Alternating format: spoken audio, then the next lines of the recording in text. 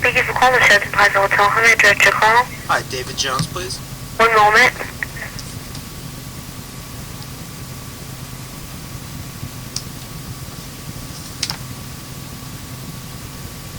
One moment.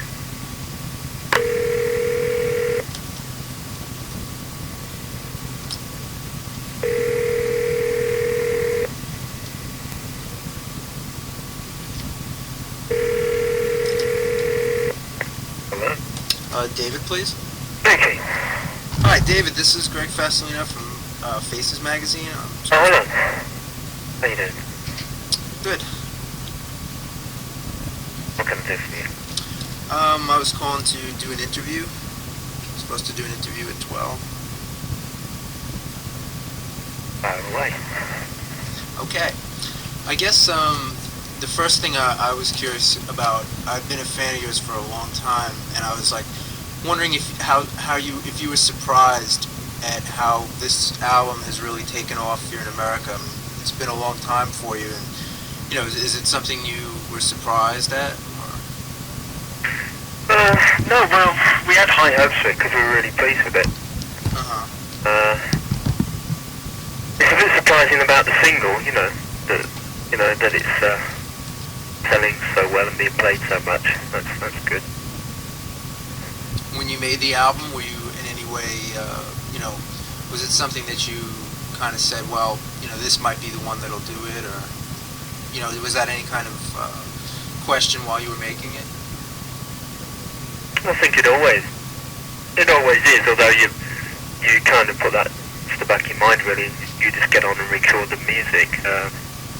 Just when we finished with it, we were, as I say, we were really pleased with it. How would you, analyze or characterize this album as compared to the first three? I think it's a lot more direct. It's more fully conceived than the others, and it's probably the most cohesive record.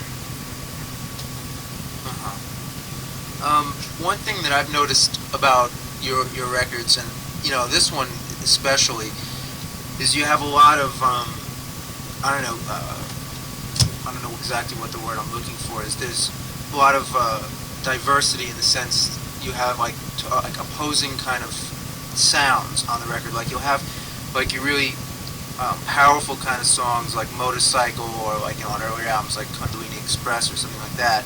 And then you'll have your really more atmospheric songs like Teardrop Collector or Earth, Sun, Moon. Is that kind of something you like to work on when you're making an album, to have two different moods on a record? Just how they come out. The thing, the good thing about the band is that it's multifaceted.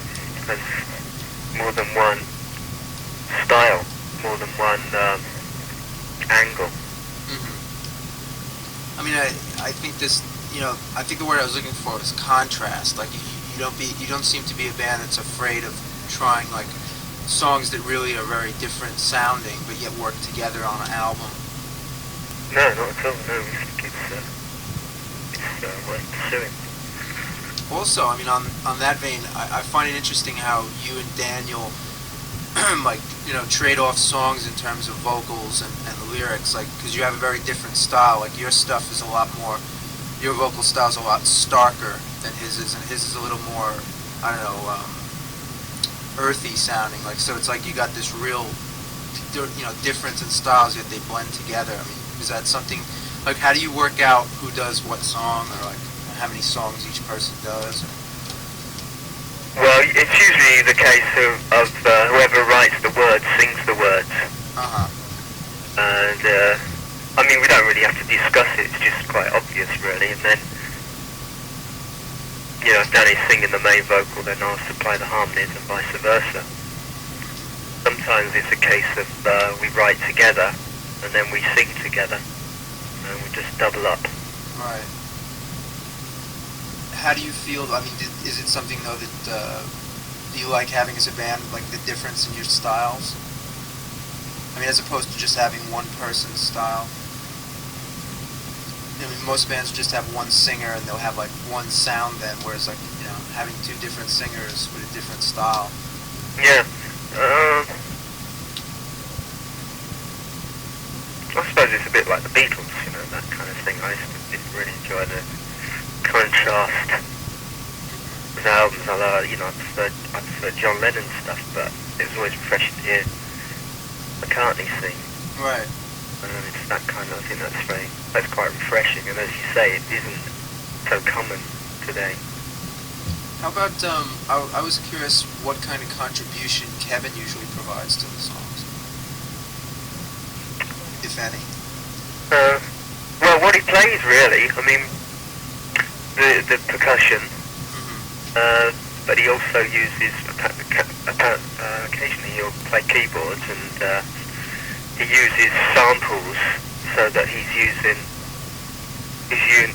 tuned drums. And right. I've noticed when I've seen you live several times, I noticed how, he'll play something and it'll be like a different sound than like a normal drum would sound when he hits it. Is that what he's playing? Well, he'll have pads that he'll program through a computer. Each one, say he's got 3 pads, each one will be a different note. So instead of just getting a beat, you get a note, a series of notes and a melody. Oh, I see. Of his input. It gives it a really different sound, especially on something like No New Tale to Tell. It's like, the drums sound really different than you would expect from a normal drum kit. And I think another good thing about Kevin is the way that he'll play something different for each song, because each song does, it suggests a different treatment rather than just having the same old backbeat. So go take the thing further. I noticed on this album too that on several songs, Danny was playing like bass, Yeah. and you were playing bass as well. Like, was that something the two of you came up with, like to have 2 basses on each track for like a heavier sound? Or? Yeah, well, it's just that we had this bass lying around, and Danny was playing around with it, using it through a distortion pedal, and using it instead of his regular guitar. And then we just had this idea of using the regular bass along with that bass for a new sound. Do you do you think you'll utilize any of that live? Oh yeah, we use it live, yeah. Oh, cool. Yeah, it's a very good sound live. I noticed you played guitar too on the first song. Is that something you like to do every once in a while, is to play guitar? Yeah, well, I play guitar on my own albums, I do like playing guitar. Yeah, so we're doing that live. There's a few swap arounds on this tour.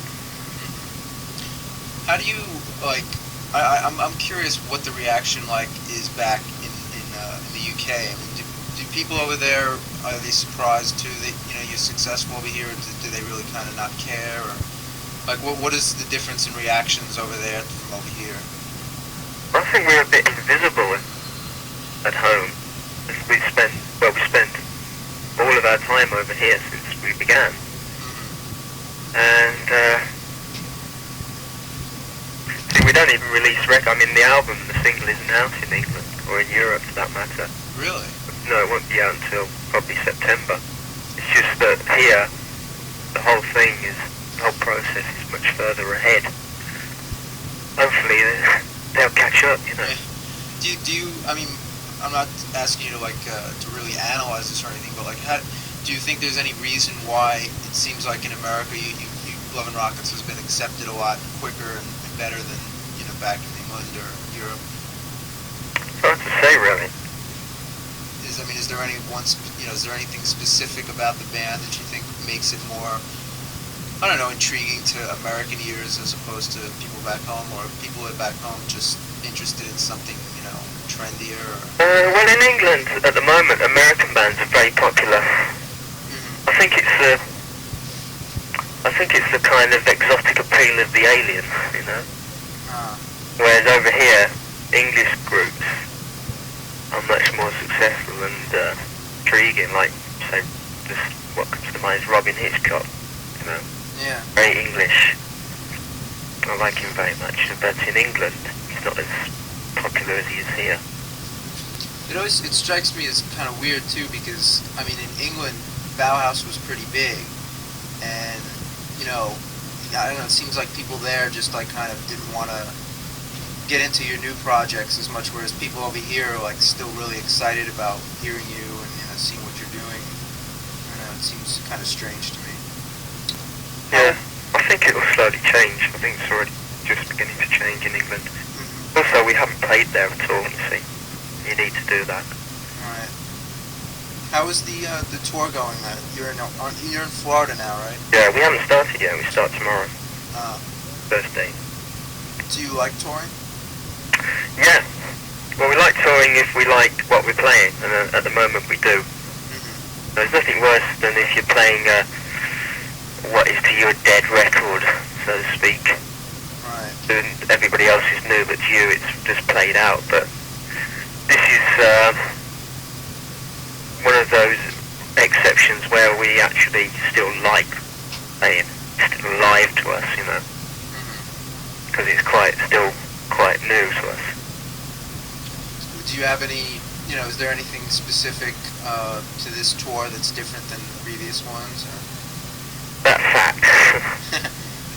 How about the light show? Really impressed me the last several times I saw you. I thought it was really, you know, really astounding. Do you have anything in the works for that this time? We've got a different technician with us this time, who we have worked with in the past, and the whole thing's scaled up somewhat, although it's still basically very simple. Right. Hopefully effective. One thing I find intriguing about the band live is that for, you know, only 3 people on stage with, you know, no extra musicians or anything, you're able to not only recreate your records but really have like a really big, interesting live sound. You know, is that something that you're happy about? I mean, do you know, concentrate on being able to get a really good sound out of just 3 people on stage? We do, yeah. A lot of it's down to the arrangements. Mm-hmm. You can make very few instruments sound very big, you know, by arranging them in a certain way. Well, like you were saying, like you were doing with the 2 basses, that definitely gives those songs a heavier feel. It's what you leave out as well, you know, and also how you use dynamics. Mm-hmm. Do you think it was a conscious thing on your part to have on this album some songs that are like, you know, a lot heavier? Like I think stuff like Motorcycle and No Big Deal is like a lot heavier sounding than most of your previous work. I mean, was that something conscious that you wanted to try? Or? Just how we felt, you know. That's how each album just reflects how you feel making it. Oh, I know what I wanted to ask you. When I saw you at Roseland in New York last year, you did a bunch of new material, and a couple of the songs I realized made the new album, like Motorcycle and No Big Deal. But there was a couple other tunes that I don't think made the new album, and I was just wondering if they're going to be released at all. I think you did one song that sounded like it was called It's a Drag or something, and Daniel played saxophone on it live. Called Wake Up. And see, when we recorded this album, we recorded a lot of material, and when we finished, we found out that it's like 2 records. Mm-hmm. One, the album that's out now, and another one which is it's a very different style. It's in the vein of that track that you mentioned, and it's going to be released as a kind of mini album. I see. Track album. And it's going to be put out as a 10-inch record. Probably on the old Bluebird label, because it's got a kind of jazz R&B swing kind of feel to it. That song was kind of jazzy. Yeah, it's that kind of, all the music is of that ilk. Oh, that's interesting. I don't really know where that came from, but it was when we first started recording, we did a set of songs in that vein.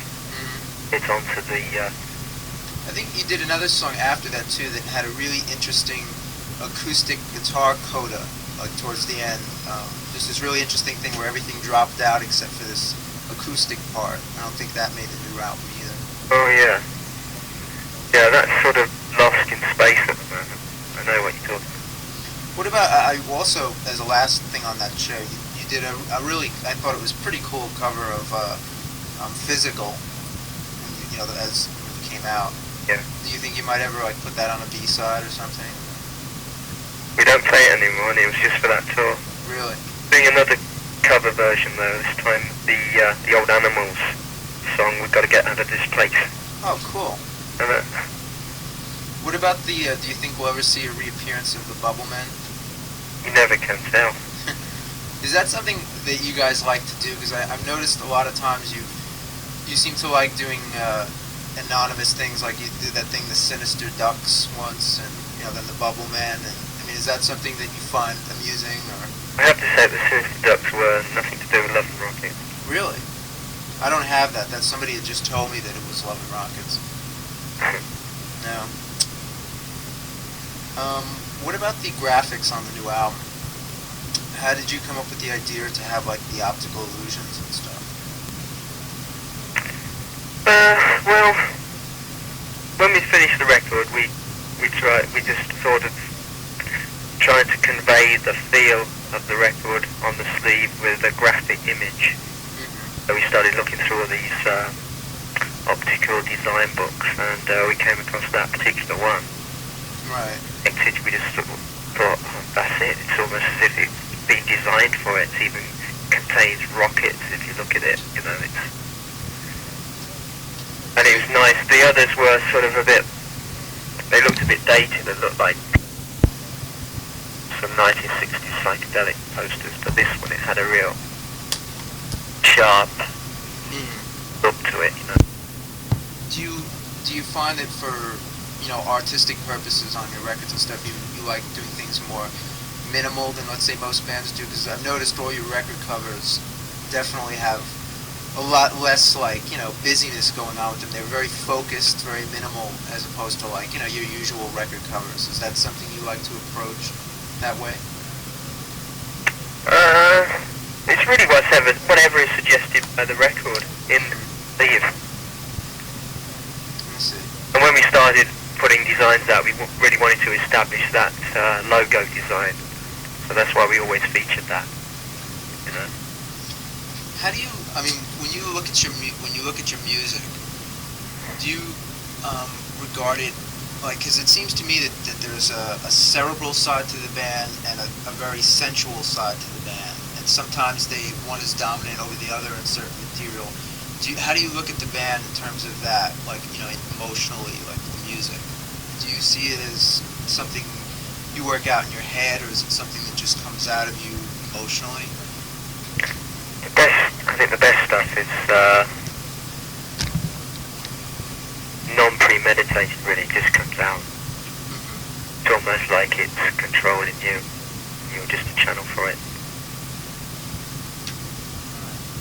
How do you write when you write songs? How do you write them? What is your songwriting approach? Do you write on the road, or do you write at home back in England? Or? I make notes when we're on the road, but always when I get back, and it's sort of like fermenting away, in the back in your mind, and then it will just come out. Maybe you'll just think of a phrase, a line, or a title, and that will be a trigger, and then the whole thing will just flow out. Do you usually write lyrics first, or the music? Always lyrics first. Always. When you write out, I've noticed on some of your albums, you have those little things where you write out the lyrics, and you see them crossed out, and they're like handwritten. Is that like the actual lyrics as you wrote them, or do you just write them up when you do the album? Yeah, we call those the idiot boards. Write songs, we write them on they're big boards, those.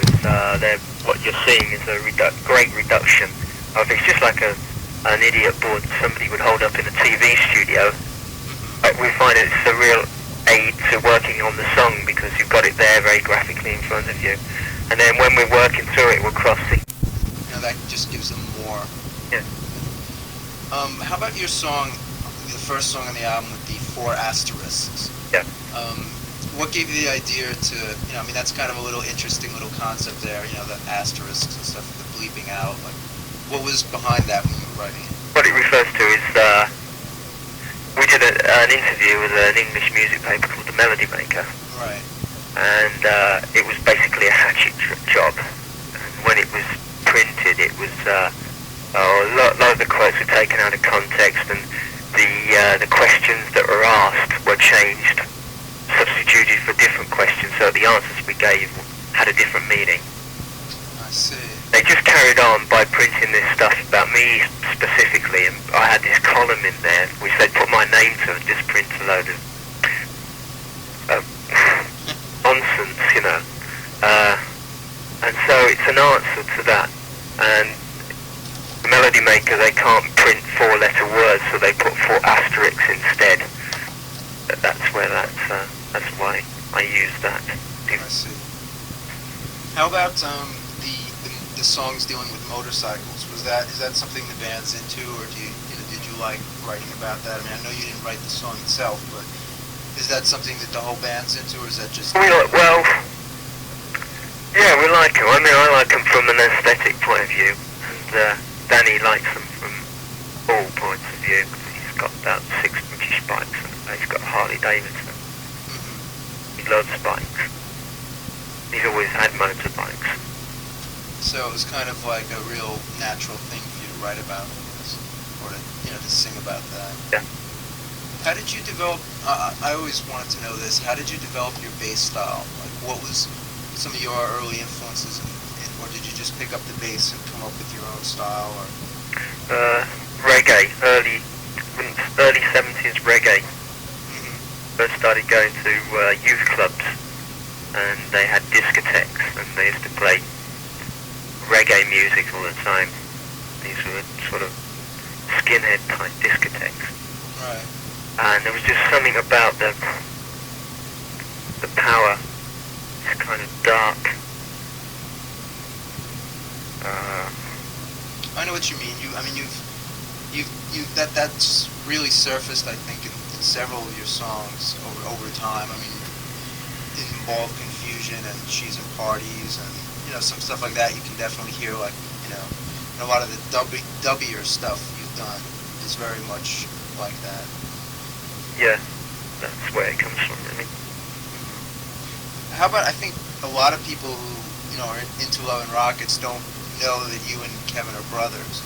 Is that, like, I was always wondering, like, you seem to me like, just from the way you've always carried yourself, and, using, David J as your name and everything, you seem like you like to be kind of enigmatic.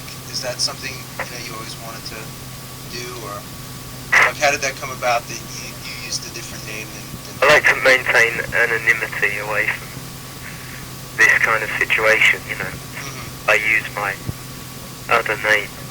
I just feel it's sort of like a distancing thing to me. Right.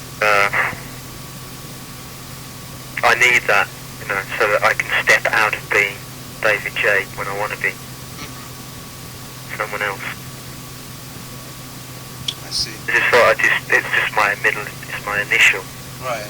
But it was just very simple. Do you find it easy, or is it more difficult working with someone that you're related to? No, it's very easy, especially for rhythm section. I think it's very good because you need to have a great affinity, which we have genetically. Yeah. Works. Well, also, I mean, playing with somebody. I mean, you and Kevin have been playing together as a rhythm section for like over 10 years on and off. I mean, do you kind of like know what each other is thinking now when you're playing things, or like when you're writing stuff? Do you kind of like have a good idea what the other person's going to do? Yeah. It's a kind of telepathy. Yeah, but we have that between the three of us as well. Right. It seems like, to me, a very organic. But extraordinary sometimes that we know what each of us is going to do, and it's just an unspoken thing. Kind of organic, would you agree? I suppose so, yeah. Telepathic, yeah. Psychic, kind of, definitely psychic. Is that something you would attribute, the quality of your music to? But yeah, it's got to be. It's to do with it, yeah. How about, I also was interested... I think most bands, if they play together a long time, yeah, it's something that happens. bands have that. Going off in a little bit of a different direction, I was just interested also, most people aren't really aware of your solo albums as well, and I was wondering if you were ever, if within the framework of Love and Rockets, do you think you would ever do another solo record at this point, or? Yeah, I'm working on one now. Really? Half finished, in fact. It's just a matter of getting time, whenever we're not working, I'll go in and do a song. Because I really enjoyed some of your other older solo albums. I was curious, like, what is this one going to be like? Pretty much like the others. Yeah, I figured. But, more personal than the others. Mm-hmm. I'm going to be recording a track on the road. Got a day off in Texas, so I'm going to do one there. Mm-hmm.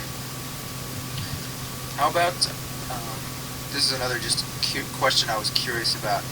All the different versions of Mirror People, what was the reason behind that? The versions of what, sorry? Of all the different versions of Mirror People that came out. Yeah. Well, sometimes the case with a song that you don't cover the idea in one version. We've done it before with a couple of songs. Whereas you have an idea and you record a version and you like it, but you feel that there's still something to say about that subject. Mm-hmm. And you haven't covered it completely, so that's what necessitates doing another version. Which do you prefer, the slower version or the regular one? We do prefer the slow version, and we're going to play that live for the first time ever on this tour. Really? Yeah. Well, that's cool. How do you find, do you ever find it a problem translating some of your songs, to live, doing them live? Not really, because usually it's worked out in our rehearsal room with just the three of us.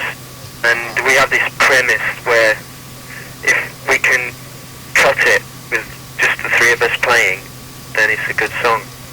Mm-hmm. So, no, that isn't really a problem. I see. Do you like kind of, let's say when you're on tour for a certain album that's already come out, do you like to kind of work in some new material and see how it goes? Like I noticed when I saw you on the Express tour, you started doing No New Tale and Mirror People, and then when I saw you on the Earth, Sun, Moon tour, you started doing Motorcycle and No Big Deal. Like, is that something that the band likes to do in the sense of like, testing out new material on live before you record it? Yeah, it's not really testing it out, it's just for the pleasure of playing new songs, because it's always very enjoyable to do that, and to let the songs evolve. Mm-hmm. Do you think you might ever make a live album? Oh yeah, I think possibly on this tour.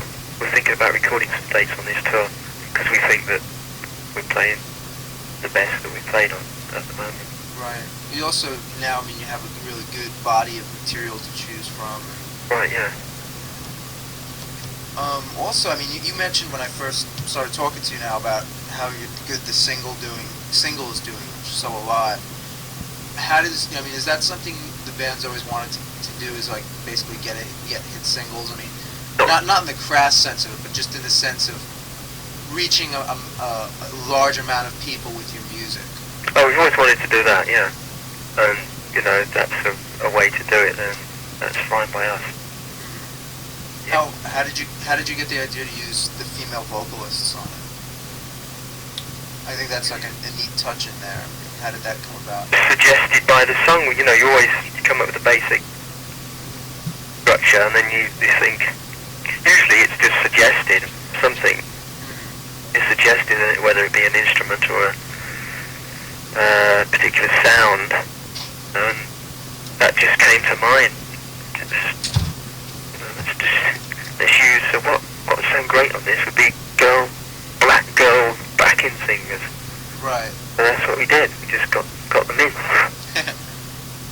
How about what? I think it's something interesting to explore. I think a lot of people would be curious what kind of stuff you listen to now, because just from listening to your records, I think people just there's not much in the way of like you're not like imitating somebody new. Let's say. You're not doing that. If anything, your sound, you can see that you listen to stuff like T-Rex or Pink Floyd or the Beatles or whatever. But in terms of newer stuff, like what do you listen to when you go home and you're off tour? You know? It changes all the time. At the moment, I like Dinosaur Jr. and REM,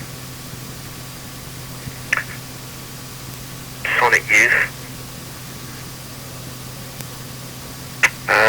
Mary Margaret O'Hara.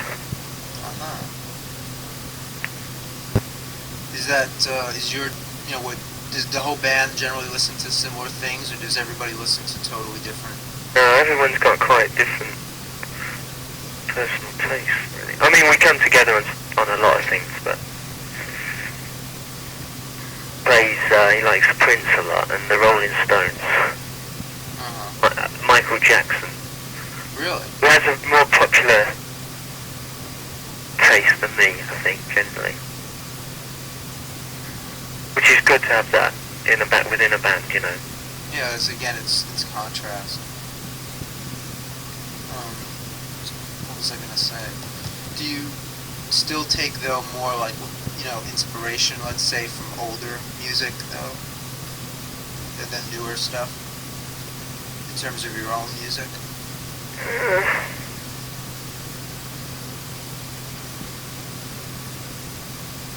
I think it comes from all over the place, really. I think it's within you, you know. Okay. How about on this album? What do you have planned video-wise? I had heard something that you might be doing, like putting out a home video.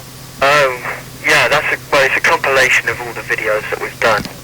Yeah, it's going to be coming out fairly soon, and it will be called The Haunted Fish Tank.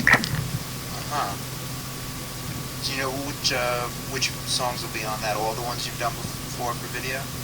Pretty much, apart from a couple of things, yeah. How about newer ones? Have you shot any videos for the new album yet? So Alive. Yeah. And we're thinking of doing one for Rock and Roll Babylon. Do you think that'll be the next single? It's quite likely, yeah.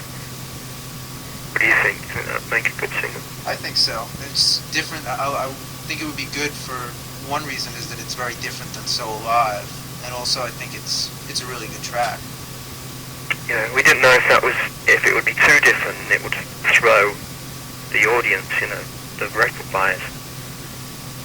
I don't think so. I mean, it's not so different that you can't tell it's the same band, but it's different enough that it's not like, throwing out another So Alive, Well, then again, I mean, none of the other songs, all the songs on the album kind of sound different to each other, so it's not like, you have any songs that are copies of each other, but I think that one in particular is different.